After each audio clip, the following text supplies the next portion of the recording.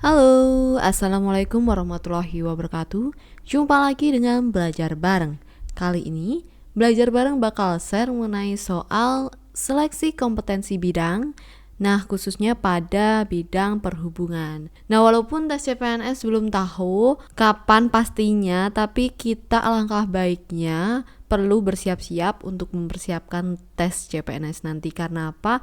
Karena tidak semua orang bisa mempunyai kesempatan seperti kalian yang udah lolos tes SKD kemarin. Jadi harus tetap semangat, oke? Baik, langsung saja ke soal nomor 1. Berdasarkan fungsi lintas penyeberangan digolongkan ke dalam golongan-golongan berikut, kecuali A. Lintas penyeberangan antar negara, B. Lintas penyeberangan antar provinsi, C. Lintas penyeberangan antar kabupaten atau kota dalam provinsi, D. Lintas penyeberangan dalam kabupaten atau kota, atau E. Lintas penyeberangan antar pulau.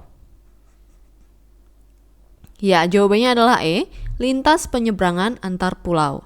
Berdasarkan fungsi lintas penyeberangan digolongkan menjadi lintas penyeberangan antar negara, lintas penyeberangan antar provinsi, lintas penyeberangan antar kabupaten atau kota dalam provinsi, lintas penyeberangan dalam kabupaten atau kota. Selanjutnya adalah nomor 2. Undang-undang yang mengatur tentang perkeretaapian diterbitkan pada tahun A. 2004, B. 2006, C. 2007, D. 2009, atau E. 2011. Ya, jawabannya adalah C, yaitu 2007. Undang-undang yang mengatur tentang perkeretaapian adalah Undang-Undang Nomor 23 Tahun 2007. Nomor 3. Negara bertanggung jawab atas lalu lintas dan angkutan jalan dan pembinaannya dilaksanakan oleh pemerintah. Pembinaan lalu lintas dan angkutan jalan itu sendiri meliputi hal berikut, kecuali A. Penertiban, B. Perencanaan, C. Pengaturan, D. Pengendalian, atau E. Pengawasan. Ya, jawabannya adalah A, yaitu penertiban. Pembinaan lalu lintas dan angkutan jalan meliputi perencanaan, pengaturan, pengendalian, dan pengawasan. 4.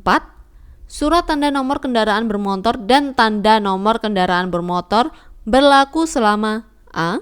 2 tahun, B. 3 tahun, C. 4 tahun, D. 5 tahun, atau E. 7 tahun. Ya, jawabannya adalah D, yaitu 5 tahun. Surat tanda nomor kendaraan bermotor dan tanda nomor kendaraan bermotor berlaku selama 5 tahun yang harus dimintakan pengesahan setiap tahun. 5. Mahkamah Pelayaran memiliki susunan organisasi dan tata kerja yang ditetapkan dengan A. Undang-undang, B. Keputusan Presiden, C. Perpu, D. Peraturan Menteri, atau E. Keputusan Menteri. Ya, jawabannya adalah D, yaitu Peraturan Menteri. Mahkamah Pelayaran memiliki susunan organisasi dan tata kerja yang ditetapkan dengan Peraturan Menteri. 6. Evaluasi angkutan udara perintis oleh pemerintahan dilaksanakan setiap titik-titik tahun. A. 1 tahun, B. 2 tahun, C. 3 tahun, D. 4 tahun, atau E. 5 tahun. Ya, jawabannya adalah A, yaitu 1 tahun. Angkutan udara perintis dievaluasi oleh pemerintah setiap tahun. Hasil evaluasi ini dapat mengubah suatu rute angkutan udara perintis menjadi rute komersial. 7. Untuk bisa mendapatkan surat izin mengemudi B2, seseorang setidaknya harus berusia titik-titik tahun. A. 17, B. 18, C. 20, D. 21, atau E. 25. Ya, jawabannya adalah yang D, yaitu 21 tahun. Syarat usia untuk mendapatkan SIM ini ditentukan paling rendah sebagai berikut ini, yaitu ada usia 17 tahun untuk surat izin mengemudi A, surat izin mengemudi C, dan surat izin mengemudi D. Untuk usia 20 tahun, surat izin mengemudi B1, sedangkan usia 21 tahun untuk surat izin mengemudi B2. Nomor 8. Penyelenggaraan prasarana perkeretaapian umum meliputi kegiatan berikut, kecuali A. Perencanaan, B. Pembangunan, C. Pengoperasian, D. Perawatan, atau E. Pengusahaan. Ya, jawabannya adalah A, yaitu perencanaan. Penyelenggaraan prasarana perkeretaapian umum meliputi kegiatan berikut ini, yaitu pembangunan prasarana, pengoperasian prasarana, perawatan prasarana, dan pengusahaan prasarana. 9. Pengembangan atau pengisian lintas penyeberangan yang membutuhkan penambahan atau penempatan kapal dilakukan berdasarkan pertimbangan berikut, kecuali A. Jumlah kapasitas kapal rata-rata tersedia, B. Tingkat kemampuan pelayanan alur, C. Faktor muat, D. Jumlah trip per hari, atau E. Jumlah kenaikan penumpang. Ya, jawabannya adalah E, yaitu jumlah kenaikan penumpang. Pengembangan atau pengisian lintas penyeberangan yang membutuhkan penambahan atau penempatan kapal dilakukan berdasarkan pertimbangan berikut ini, yaitu diantaranya jumlah trip per hari dari jumlah kapal yang diizinkan melayani lintas yang ditetapkan, jumlah kapasitas kapal rata-rata tersedia, jumlah kapasitas kapal rata-rata terpakai, faktor muat, fasilitas prasarana pelabuhan yang tersedia, dan tingkat kemampuan pelayanan alur. 10. Undang-Undang Republik Indonesia Nomor 22 Tahun 2009 mengatur tentang A.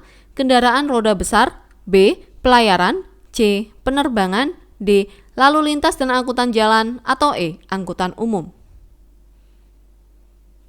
Ya, jawabannya adalah D, yaitu lalu lintas dan angkutan jalan. Undang-Undang Republik Indonesia Nomor 22 Tahun 2009 mengatur tentang lalu lintas dan angkutan jalan.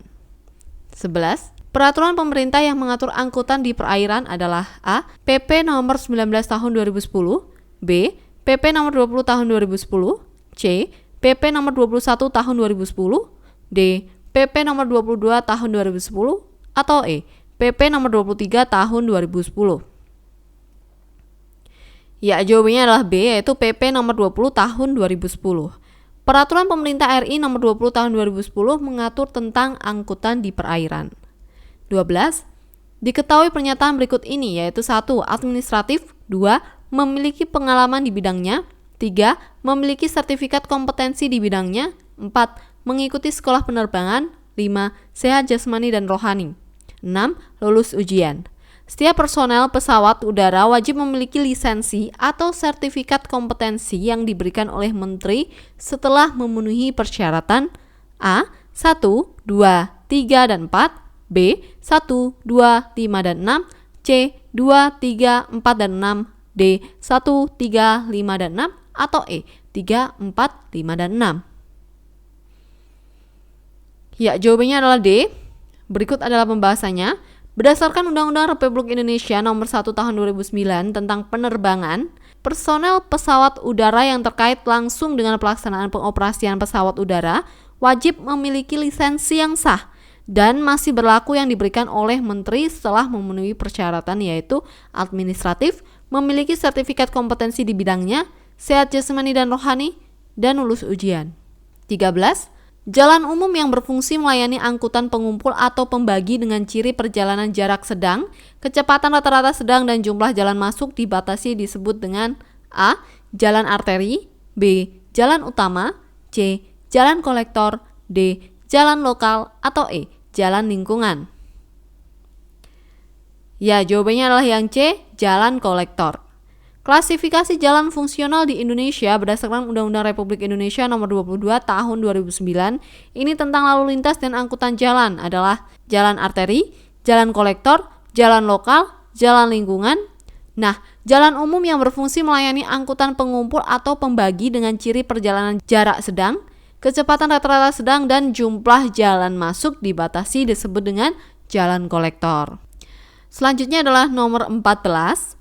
Jalan arteri yang dapat dilalui kendaraan bermotor termasuk muatan dengan ukuran lebar tidak melebihi 2.500 mm, ukuran panjang tidak melebihi 12.000 mm, dan muatan sumbu terberat yang diizinkan 8 ton. Jalan kelas ini merupakan jalan yang sesuai untuk angkutan peti kemas disebut dengan A.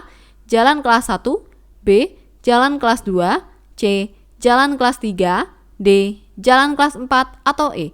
Jalan kelas khusus. Ya, jawabannya adalah yang B, yaitu jalan kelas 2.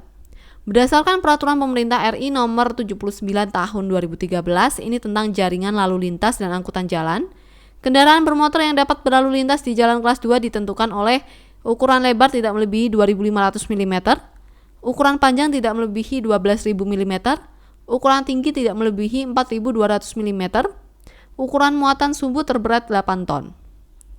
15. Terminal yang fungsi utamanya melayani kendaraan umum untuk angkutan antar kota dalam provinsi merupakan terminal tipe A, B, C, D, atau E khusus. Ya, jawabannya adalah yang B, yaitu terminal tipe B. Klasifikasi terminal penumpang berdasarkan Peraturan Pemerintah Republik Indonesia Nomor 79 Tahun 2013 tentang Jaringan Lalu Lintas dan Angkutan Jalan adalah sebagai berikut ini. Terminal penumpang tipe A adalah terminal yang fungsi utamanya melayani kendaraan umum untuk angkutan lintas batas negara dan atau angkutan antar kota antar provinsi. Terminal penumpang tipe B ini adalah terminal yang fungsi utamanya melayani kendaraan umum untuk angkutan antar kota dalam provinsi.